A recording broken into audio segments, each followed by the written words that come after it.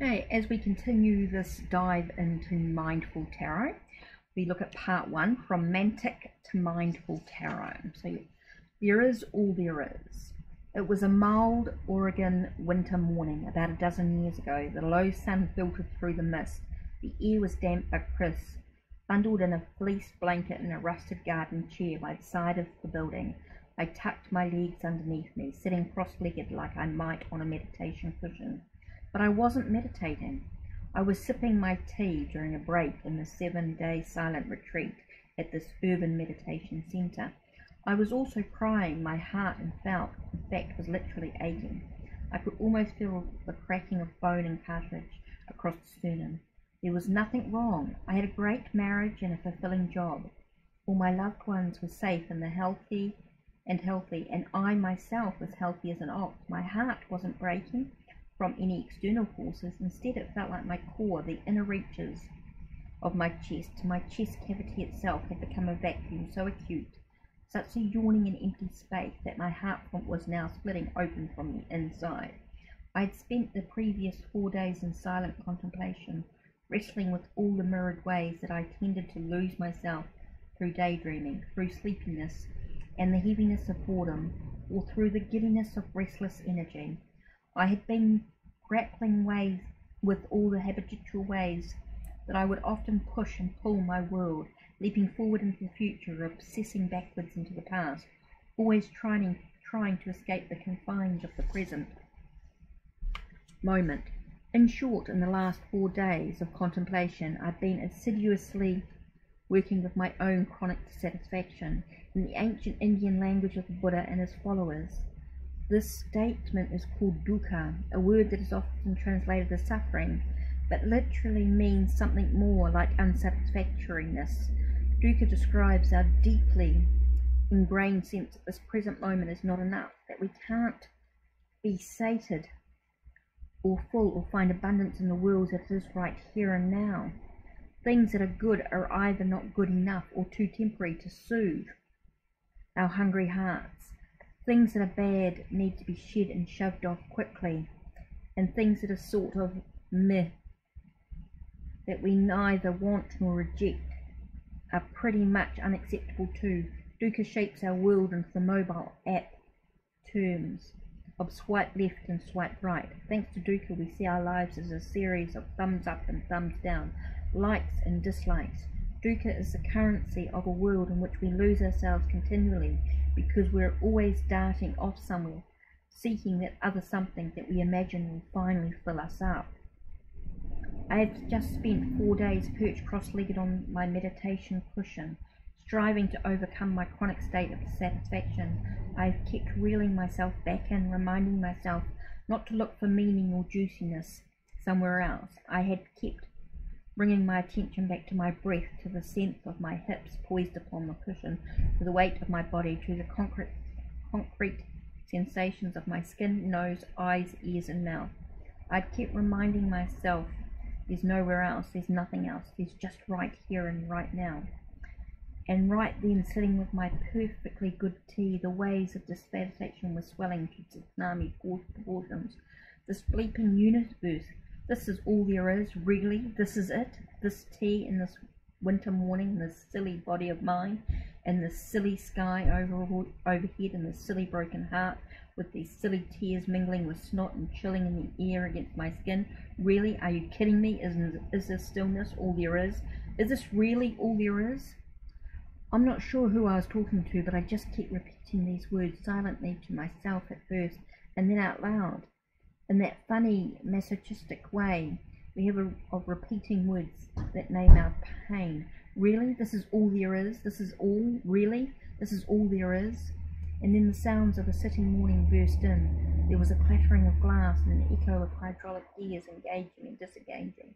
In the midst of my existential crisis, the city sanitation truck arrived at the meditation centre and was clearing away our garbage and recyclables.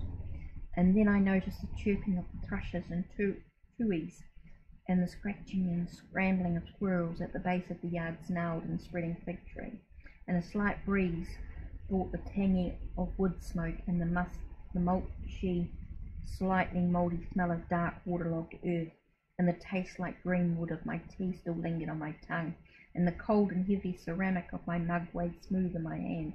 Something shifted in me, in the world. My heart softened, my breath slowed and deepened. This is all there is. As surely as the cup in my hands contained the swirls of my tea, this moment, this silly now, contained the whole universe. This is all there is. There was a world of difference between the two ways I had understood the same phrase. This is all there is. At first, my imploding broken heart had yearned for something else, or something further and deeper than the meaning, than the meagreness of it, the present moment. And then came that recognition that yes, this is indeed all there is. It's all here, nothing is missing, nothing is left out. In the space of a heartbeat, I had gone from the devastating sense of scarcity to the raucous joy of abundance. This is all there is. Wow! Nothing is left out in this present moment, in the evidence of my five senses, in the pulsation of my heart, and the waves of emotion, the current of thoughts in my mind. The whole universe is here with me. This silly moment contains multiverse. My whole body tingled with joy, with a sense of fullness, of gift, of the present moment as literally a present, where before my body had ached with yawning, yearning emptiness, now it was bursting full. And to know more, read the book. I'm definitely not going to go into more in regards to this because I want to dive a little deeper into the book. So let's see, what are we going to look at today?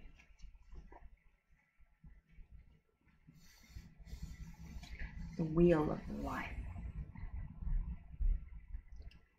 Mindful tarot is based on just two premises: nothing is hidden and nothing is broken.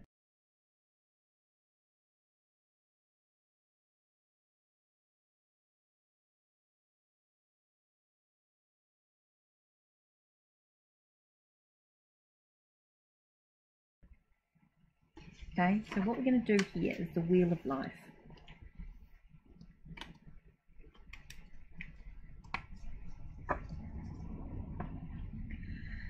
The Wheel of Life. Of course, there's no wheel without its hub. The hub is the wheel's central axis point. All the wheel spokes radiate to and from the hub.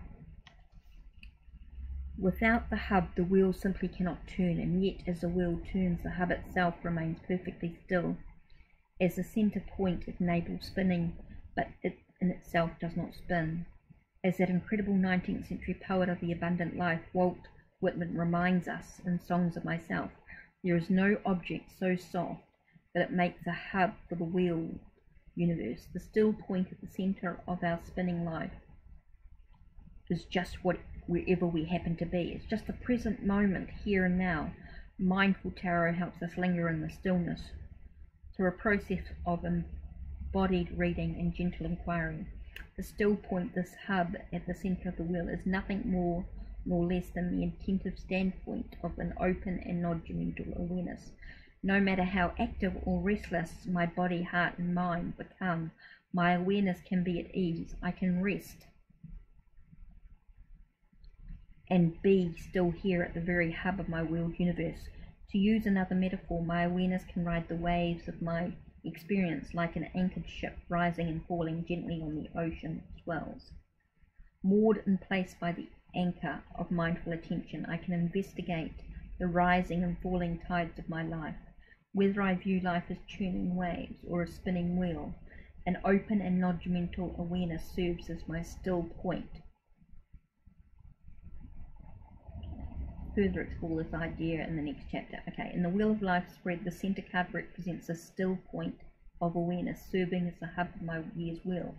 It becomes a contemplative home base to which I can return again and again in a gentle inquiry and ongoing card practice, investigating the continuities, the cycles, the ups and downs, the interbeing and interdependencies that define the wholeness of my life. The hub at the wheel can help me see the still and complete wholeness of my life's wheel.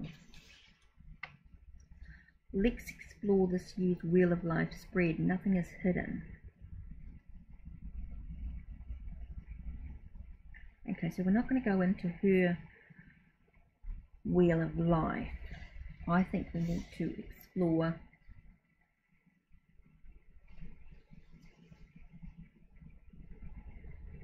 our own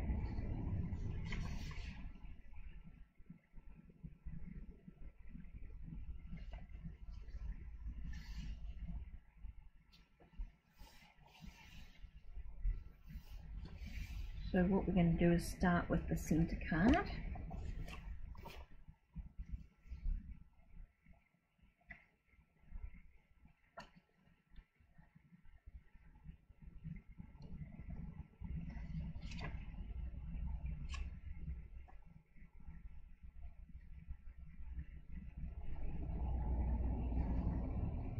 Just want to check and see. I'm just seeing where we are.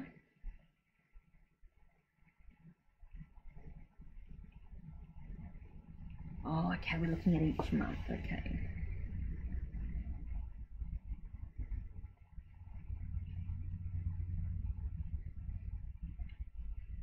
Okay. So we're going to do our Wheel of the Year. So let's have a look. How we're going to do this.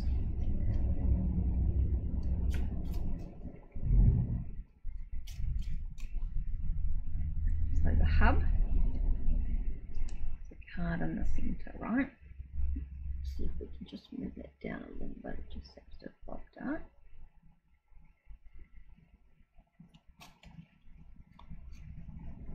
Card number 1.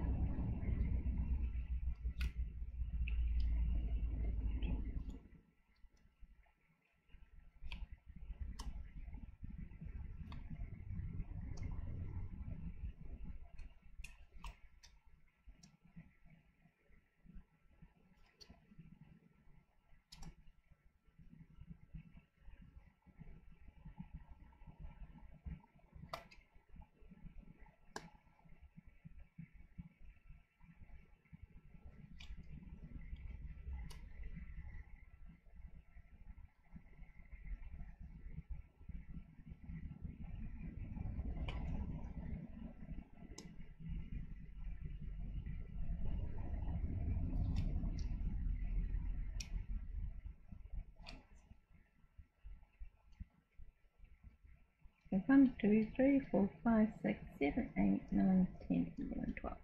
So we've got January, so this is the hub of it, and then we've got January, February, March, April, May, June, July, August, September, October, November, December. So that's what we're going to look at as our Wheel of the Year. And I'm not going to go through it all, just want you to sort of, I'm going to reflect on this, and I want you to do your own Wheel of the Year.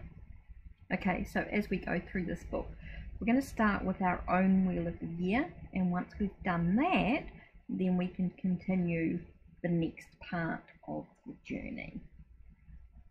Okay, so you're going to do your hub, okay, so your theme of the year, and then you're going to go through and do each month. January, February, March, April, May, June, July, August, September, October, November, December. And that's it for today. Don't forget to check the links down below, check the links on my channel, like, subscribe and ring the bell so you know when the next video will be uploaded. Take care and blessed be.